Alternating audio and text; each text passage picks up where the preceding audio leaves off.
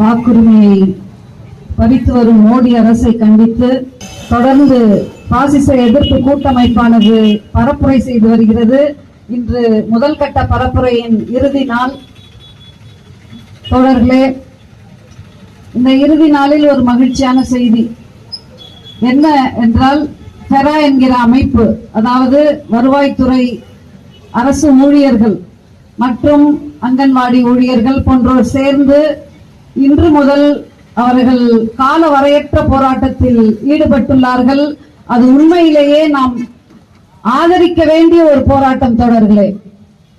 அதாவது நான் என்ன வேணா செய்வேன், நீங்க எல்லாம் வேடிக்கை பார்த்துட்டு இருக்கணும்னு மோடி நினைச்சிட்டு இருக்கிற நேரத்துல மாநில அரசுக்கு பக்கபலமாக ஊழியர்கள் இறங்கி இருப்பது மாநிலங்களுக்கும் அதிகாரம் இருக்கிறது என்பதை காட்டும் விதமாக இது அமைந்துள்ளது. இந்த போராட்டத்தில் அவர்கள் வெற்றி பெற வேண்டும், அதற்கு நம் போன்றவர்கள் துணை நிற்க வேண்டும் என்று சொல்லிக்கொண்டு, தோழர்களே, இன்று வரை 3 பேர் பூத் லெவல் ஆபீசர்ஸ் 3 பேர் தற்கொலை செய்துள்ளார்கள். ராஜஸ்தானில், மேற்கு வங்கத்தில், கேரளாவில். இந்த ஞானேஷ்குமார் தேர்தல் ஆணையர்களுடைய கொடுமை தாங்க முடியாமல் அவர்கள் தற்கொலை செய்து வருகிறார்கள். இன்னும் தற்கொலைகள் கூடும் என்ற எண்ணம் தான் நிலவுகிறது தோழர்களே. அந்த அளவுக்கு டார்ச்சர். பூத் லெவல் ஆபீசர்ஸ் போய் கேட்டா, அவங்கள்ட்ட பேசினா அந்த அழுதுருவாங்க போல இருக்கு. ஒரு நாளைக்கு 500 ஃபார்ம் ஃபில் பண்ணணுமா, 500 ஃபார்ம் ஃபில் பண்ணணுமா, பூத் லெவல் ஏஜென்ட்டை கூட்டுக்கணுமா.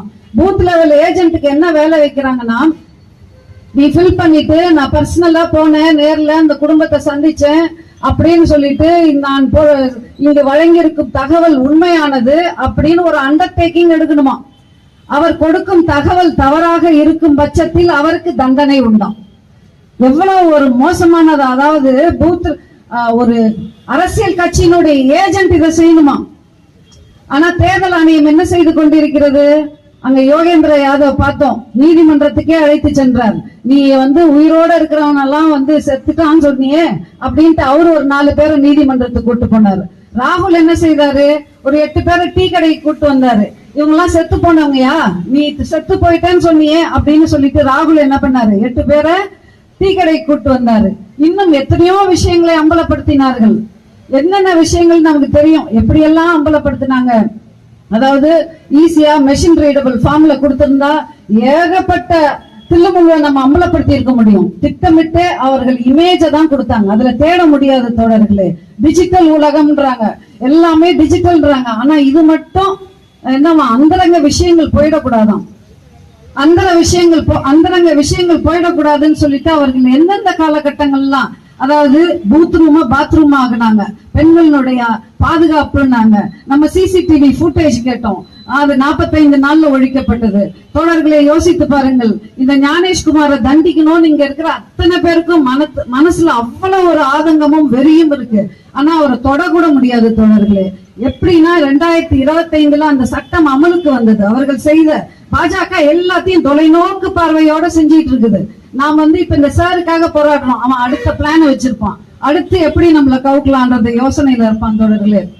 அப்ப என்ன சட்டம் கொண்டு வந்தாருன்னா, எந்த வகையான சிவில் வழக்கிலையோ கிரிமினல் வழக்கிலையோ இப்பயோ பிறகோ, அதாவது அவர் ரிட்டையர் ஆன பிறகு கூட அவர் மேல என்ன பண்ண முடியாது, நாம் வழக்கு தொடுக்க முடியாது, அவரை தண்டிக்க முடியாது என்று என்ன சொல்லி இருக்கிறாங்கன்னா, அப்படி ஒரு சட்ட திருத்தத்தை கொண்டு வந்திருக்கிறார்கள். அப்ப அத அந்த நேரத்துல எல்லோரும் நம்ம என்னவா இருந்துட்டோம், எல்லா எம்பிக்களும் சஸ்பென்ஷன் ஆயிருந்தாங்க. அதனால அதுல கவனம் செலுத்த முடியல. தக்க நேரத்தை பார்த்துதான் அந்த சட்டத்தை கொண்டு வந்தார்கள் தோழர்களே. அது மட்டும் அல்ல தோழர்களே, தேர்தல் ஆணையர் இப்ப இன்னைக்கு நம்ம சீஃப் எலக்ட்ரல் ஆபீசர் இருக்காங்க இல்லையா, அர்ச்சனா பட்நாயக், அவங்க ஒடிசாக்காரவங்க தான், இங்க இருந்திருக்கிறாங்க காஞ்சிபுரத்துல. அந்த அம்மா என்ன சொல்றாங்க, 93% நாங்க ஃபார்ம் இஷ்யூ பண்ணிட்டோன்றாங்க. அது முதலில் என்னது, தவறானது, பொய்யானது. எப்படி இவங்க இப்படி சொல்றாங்கன்றது தெரியல. இன்னும் பல்வேறு விஷயங்கள் தொடர்களை நம்ம எல்லாம் பீகார் தேர்தலுடைய முடிவை பார்த்து அதிர்ந்து போனோம்.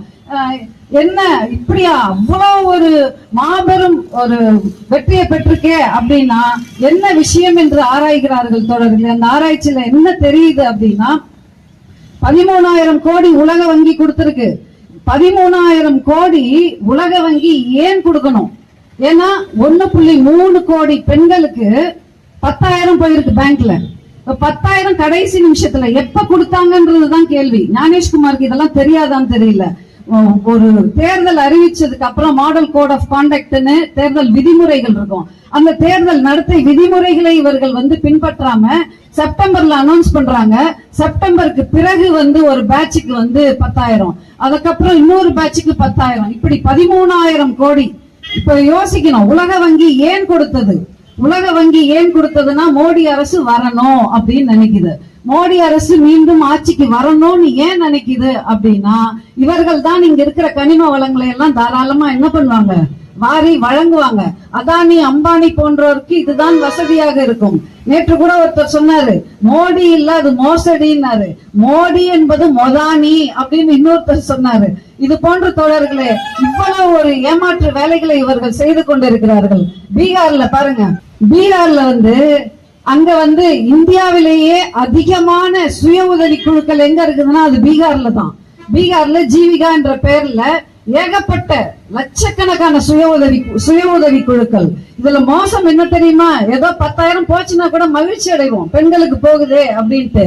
எல்லோரும் இங்க இப்ப நம்ம பார்த்தோம் சமீபத்துல, எல்லாரும் எவ்வளவு கடன் வாங்குறாங்க, 20,000. மைக்ரோ பைனான்ஸ் எவ்வளவு வாங்குறாங்க, இந்த பெல் ஸ்டார் ஏகப்பட்ட மைக்ரோ பைனான்ஸ் 20,000 வாங்குறாங்க. அதுக்கப்புறம் அதை கட்ட முடியலன்னு இன்னொரு கடன், மேலும் மேலும் மேலும் கடன் வாங்கிக்கிட்டே 3-4 கடன்களை வாங்குறாங்க.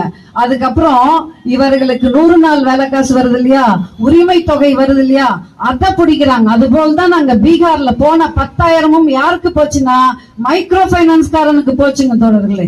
அப்ப இதுலயும் ஒரு அக்ரிமெண்ட், யாருக்கு, மோடிக்கும் இந்த பேங்க் காரனுக்கும் மைக்ரோ பைனான்ஸ்க்கும் ஒரு அக்ரிமெண்ட் இருக்கு.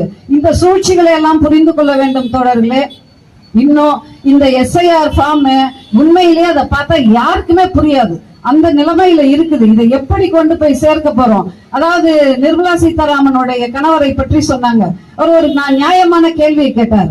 பீகார்ல இருக்கிற தேஜஸ்வியை பார்த்து கேட்டார். என்ன கேட்டார்னா, வாக்கு திருடுறாங்கன்னு சொன்னீங்களே, அந்த தேர்தலில் நீங்க ஏன் பங்கெடுக்கிறீங்க? நீங்க கண்டிப்பா தோத்து போவீங்கன்னு அவர் முன்னாடியே சொன்னார். மக்களுக்கு எப்படி நம்பிக்கை வரப்போகுது? எல்லா திட்டத்தனமும் செய்யறாங்க. EVM மிஷின் பெட்டிகள் மாற்றப்படுகிறது, இன்னும் என்னென்ன பண்ணணுமோ கேமராவை ஆஃப் பண்றாங்க, எல்லா விஷயத்தையும் செய்யறாங்களே. எப்படி நீங்கள் நீங்க தேர்தல் மீது மீண்டும் மீண்டும் நம்பிக்கையை ஏற்படுத்துறீர்களா?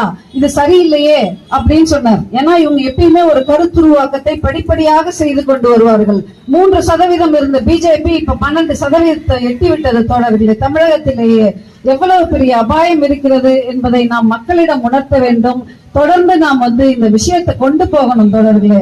ஏன்னா நாம் சாதாரண நடுத்தர மக்கள்லாம் போய் கருத்து கணிப்பு கேட்கணும். எனக்கு என்னமோ தோணுது, அவங்க என்ன மனநிலையில இருக்கிறாங்க உண்மையா அப்பட்டமா தெரியுது. அதாவது ஒரு காலத்துல நாம் காங்கிரஸையும் திட்டுவோம், எல்லாரையும் திட்டுவோம். ஆனா அங்கேயாவது கொஞ்சம் நெஞ்சம் வெக்கம், ஒரு மான ரோஷமாவது இருக்கும். ஆனா இவர்கள் செய்வதெல்லாம் நாங்கள் செய்வோம், எதற்காகவும் நாங்கள் அசிங்கப்பட மாட்டோம், வெக்கப்பட மாட்டோம்னு ஒரு சூடு சொரணையற்ற ஜீவன்களாக இந்த பாஜக RSS இருக்கு. இவன் போய் கேரளால பேசுறாங்க, பாஜக காரன், உங்களுக்கு தரமான மாட்டுக்கறி கொடுப்போம், பாஜக வெற்றி பெற்று வந்தால் நாங்கள் தரமான மாட்டுக்கறியை கொடுப்போம்னு பேசுறாங்க. இது ஒன்று போதும் தோழர்களே. 8 வயசுல சேர்ந்தவர் மோடி RSSல, 22 வயசுல பிரச்சாரக்கா ஆனாரு. இவங்களுடைய எல்லா விஷயங்களையும் நாம் அம்பலப்படுத்த வேண்டும். இன்னைக்கு எனக்கு உண்மையிலேயே பீகார் தேர்தலுக்கு முன்னாடி அநியாயமா முஸ்லீம்களை சொன்னாங்க, இவங்கதான் வெடி வச்சு இது அப்படியே கதைய சொன்னாங்க. காரை எடுத்துட்டு போனாரு, பல மணி நேரம் அங்க ரெட் ஃபோர்ட் ஆண்ட காத்திருந்தாரு, டாக்டர் உமர் தான் இதை செஞ்சாரு, அவங்க வீடு, இப்படி எல்லா கதைகளையும் தினம் தினம் போட்டு போட்டு போட்டு ஒரு தேர்தல் வரைக்கும் போட்டாங்க. தேர்தல் முடிஞ்ச உடனே DNA டெஸ்ட் பண்ணோம், அவரு இல்ல பிரியங்கா சர்மா பண்ணாங்க, பிரியங்கா சர்மா தான் செஞ்சாங்கன்னு எத்தனை பேருக்கு போய் சேர்ந்தது? போட்டோவை கூட போடல. அப்ப பாருங்க தோழர்களே, வீடையும் இடித்தார்கள், டாக்டர் உமர்களுடைய வீடை இடித்தார்கள். இவ்வளவு ஒரு வஞ்சகம், இவ்வளவு ஒரு, அதாவது நாம் என்ன செய்ய போகிறோம், இதெல்லாம் மக்களிடம் வீடு வீடாக எடுத்து செல்ல வேண்டும் என்று சொல்லி முடித்துக் கொள்கிறேன். நன்றி, வணக்கம்.